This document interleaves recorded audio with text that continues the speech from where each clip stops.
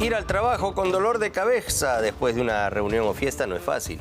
Y escuchar la alarma del celular con resaca menos aún. Lo fácil es aliviar el malestar con Andrews Triple Acción. Encuéntralo a solo $1.50. Gracias Andrews Triple Acción. Acá tengo mi Andrews. Por la acidez que me da Odebrecht. Porque no se largan de nuestro país de una vez. Dejen de robar. Salud. Salud por mi amigo Pinillos. ¿Ah? Tómate una de estas y se te va a ir la acidez después de la que te acabamos de meter. Gracias a la gente de Andrews Triple Acción. Cura toda clase de resacas. Ya estoy sano, ya estoy bien. Muy bien. Han transcurrido más de 9 meses desde que la Autoridad Nacional de Control del Ministerio Público apartara temporalmente a la pésima fiscal Marita Barreto de sus funciones, mientras le investigaba por graves faltas cometidas en el ejercicio de su todopoderoso equipo EFICOP. No, este equipo especial de fiscales contra la corrupción del poder. Vaya ironía. Hasta ahora no sabemos qué ha resuelto la Autoridad Nacional de Control sobre Barreto. Pero simultáneamente la ex coordinadora de FICOP está siendo investigada por varios delitos. El más grave, presunto enriquecimiento ilícito. Y como hemos visto en el programa de Milagros Leiva, está haciendo lo imposible por frenar esa investigación. Pero el fiscal superior Regis Oliver Chávez le ha solicitado información puntual sobre la construcción de su casa de $500,000 en Asia y Barreto no ha dado nada. Al contrario, evadió el interrogatorio y ha presentado una tutela de derechos alegando que ya fue investigada.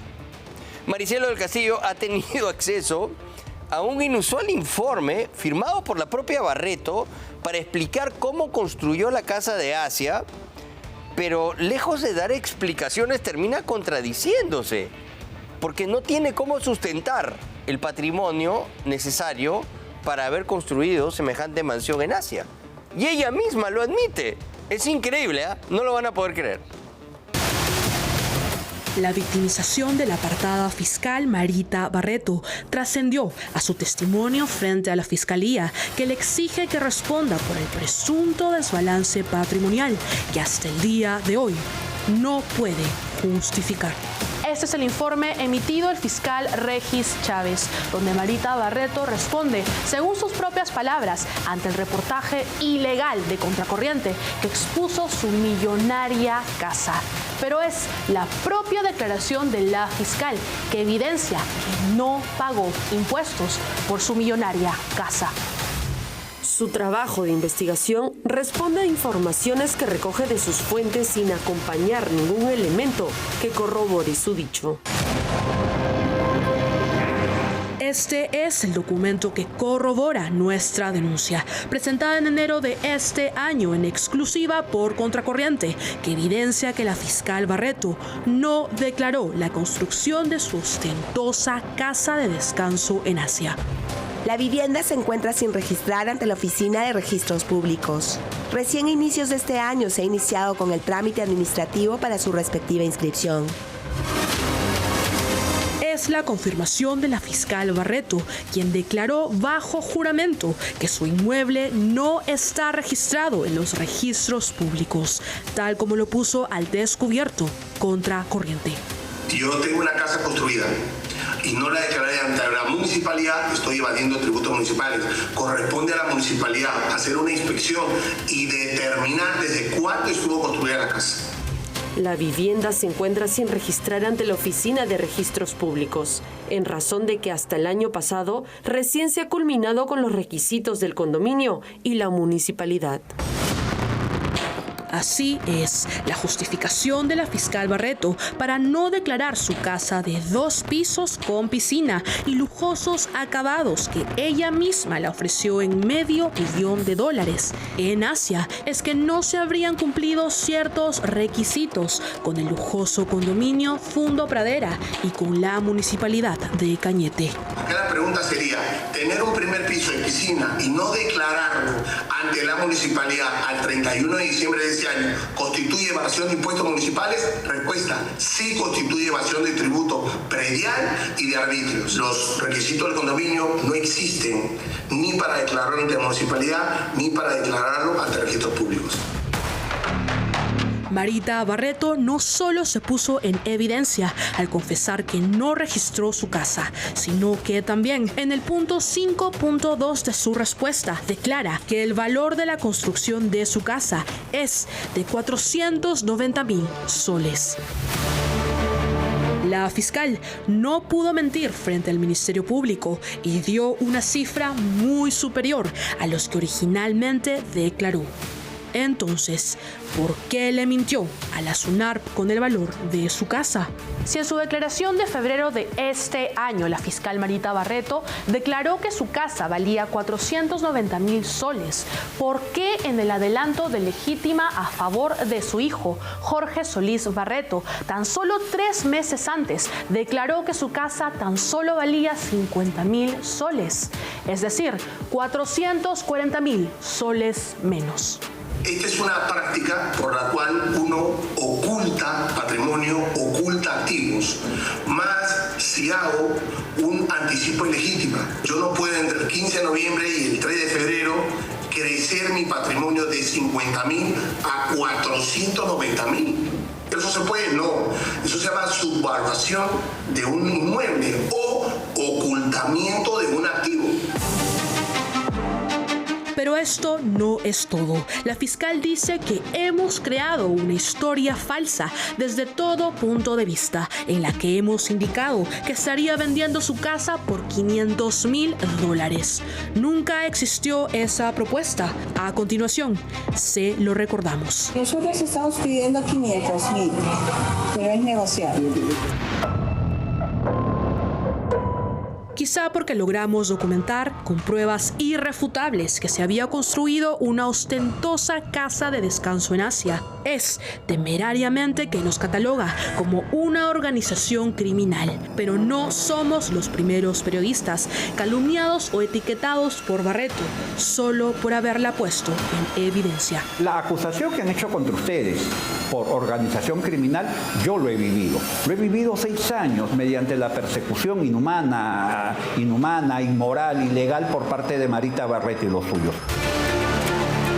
Marita Barreto intenta desacreditar la investigación de su fastuosa casa, alegando que periodistas de Expreso, años atrás, investigaron la compra de su terreno, pero que los mismos estarían actualmente acusados penalmente por pertenecer a la organización criminal de Orellana.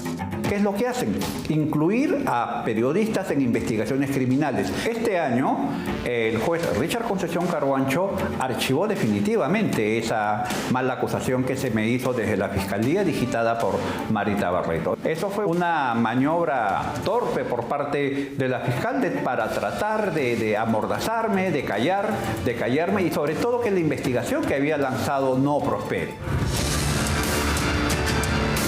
Reportaje clandestino, ilegal, que proviene de una organización criminal que desinforma falsamente sobre hechos nada contrastados. Son sus famélicos argumentos de defensa como su formación jurídica. Solo usa epítetos o adjetivos irresponsables y no presenta pruebas para refutar nuestro trabajo periodístico. Hoy mostramos nuevamente las contundentes evidencias con documentos y su propia declaración que prueban que no registró su lujosa casa con piscina, que evadió impuestos y que varió convenientemente el precio real de su inmueble, algo que hoy no podrá negar.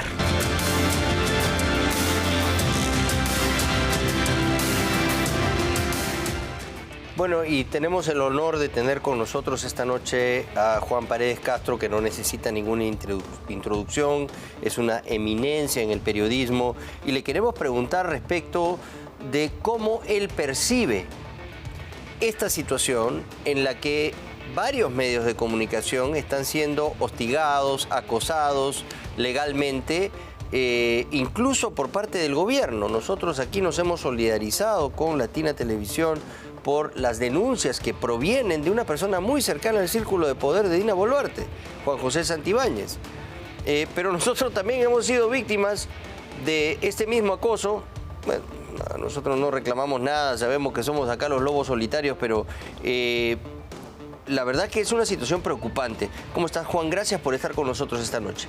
Gracias a ti, Augusto, y gracias por tus palabras también. ¿Te preocupa lo que estamos viendo en torno a la criminalización del ejercicio periodístico? Yo te diría que es parte de lo que se puede llamar un momento de traslado de la relación normal, tensa y compleja que siempre existe en una democracia entre los periodistas, entre la prensa y los poderes. Una relación tensa y compleja, ¿no? Pero que de pronto se va trasladando gradualmente a una relación de conflicto. Y eso solo puede caracterizar a un gobierno autocrático y a una sociedad no democrática. Entonces estamos perdiendo democracia como sociedad y estamos sintiendo pasos o actitudes y evidencias de autocracia dentro de un régimen que prepara su salida.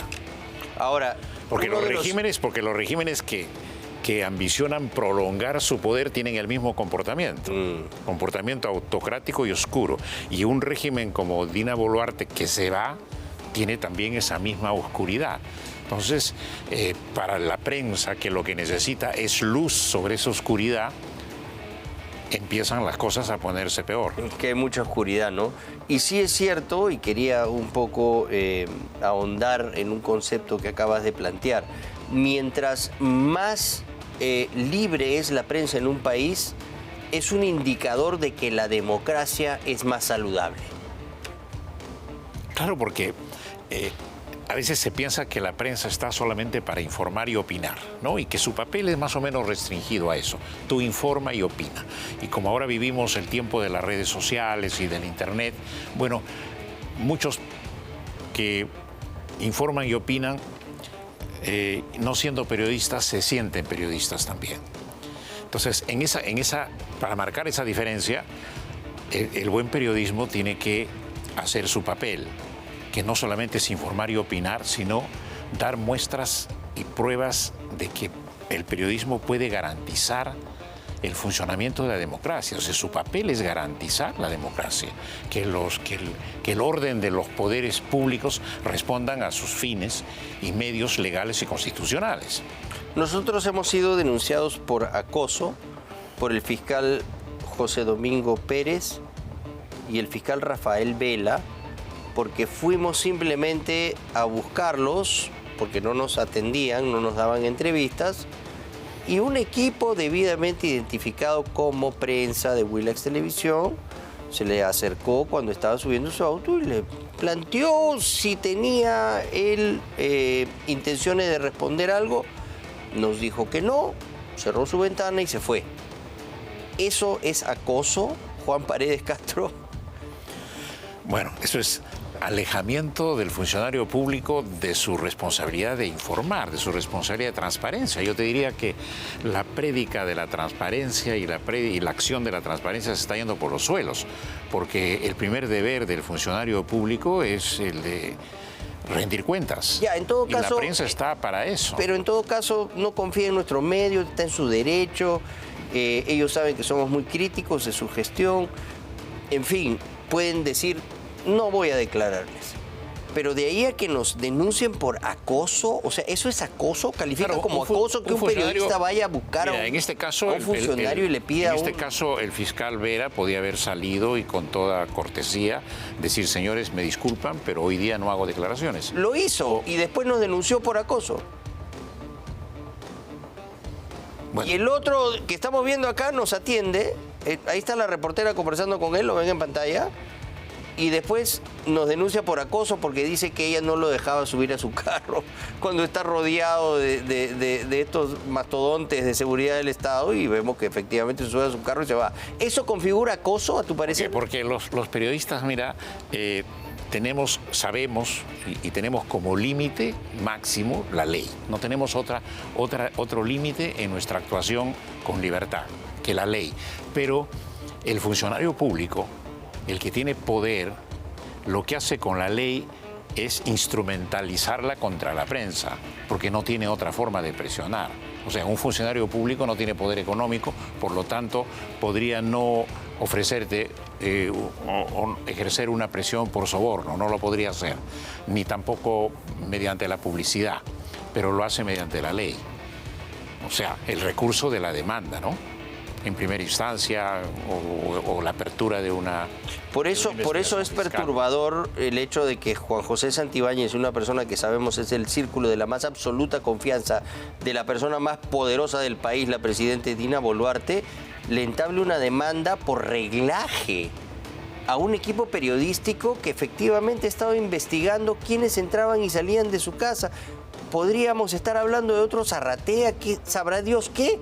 Los periodistas tenemos que tener plena libertad de operar de esa forma, si así lo vemos conveniente y tenemos algún lead de que de repente ahí se están haciendo algún tipo de conversaciones indebidas. Y el periodismo está mucho más obligado a poner el foco ahí donde la oscuridad es mayor. Y en este caso, el desempeño de Santibáñez dentro del gobierno no termina de esclarecerse. No, pues. Porque tú tienes que preguntarte qué función o qué cargo tiene, qué función tiene, y el periodismo puede ir hasta las últimas consecuencias en sus averiguaciones. El periodismo no tiene límites para explorar, incluso con un sentido ya de investigación, a qué responde un nombramiento de un ministro que pasa de ser censurado a ser una función de asesoría presidencial, pero ¿de qué tipo? ¿No? Por supuesto, es legítima la investigación de la Dina. Ahora, a Dina Boluarte, Augusto, le podría costar mucho más caro que una investigación sobre lo que ya hemos visto de los Rolex y las cirugías, el comportamiento de un funcionario no esclarecido. Quería preguntarte antes de terminar, Juan, ¿qué opinas de el acoso legal que nosotros estamos padeciendo de parte de IDL? Tenemos 6 denuncias penales en contra. Yo mañana tengo que ir a sentarme a un tribunal porque Gustavo Gorriti me ha denunciado por acoso. Eso también es parte de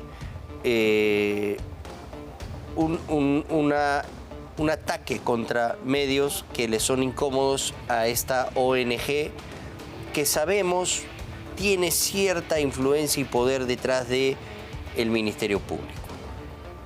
Sin embargo, nadie dice nada de nosotros. O sea, nosotros ya nos han metido 6 denuncias penales por acoso, por reglaje, etcétera. Y aquí estamos y nadie reclama nada. Bueno, en fin, no sé. el poder político tiene recursos coercitivos de todo tipo para presionar y amedrentar a la prensa. El poder político. Pero una institución como el IDL, que es además IDL Reporteros, ¿no? O sea, no, IDL, el Instituto de Defensa Legal, ¿no? Que de nos prensa está legal. denunciando. No, de prensa legal. Carlos Rivera. Bueno, pero es una institución. O sea, los investigamos y no les gusta y nos empapelan. Es una institución de defensa legal. No es una institución del poder político. Y yo creo, por sus dirigentes, que tendrían más bien un sentido de solidaridad con la prensa. O sea, ellos no tendrían que usar los recursos del poder político, que son los recursos del acoso y del amedrentamiento contra la prensa. Yo creo que en ese sentido están demasiado equivocados, me parece. Muy bien. Bueno, Juan, gracias por ser siempre claro y por hablar, ¿no?, sin medias tintas y con el estilo que te caracteriza. Te has ganado el respeto de todos los periodistas de este país y te agradezco mucho porque significa bastante para nosotros. Pero mira, no debemos olvidar de que somos los periodistas y la prensa una garantía de la democracia. Sí. Y la democracia está retrocediendo y está avanzando hacia zonas oscuras demasiado peligrosas en estos tiempos. Maestro, gracias por haber estado con nosotros. Gracias. Y con ustedes vamos a volver tras una breve pausa.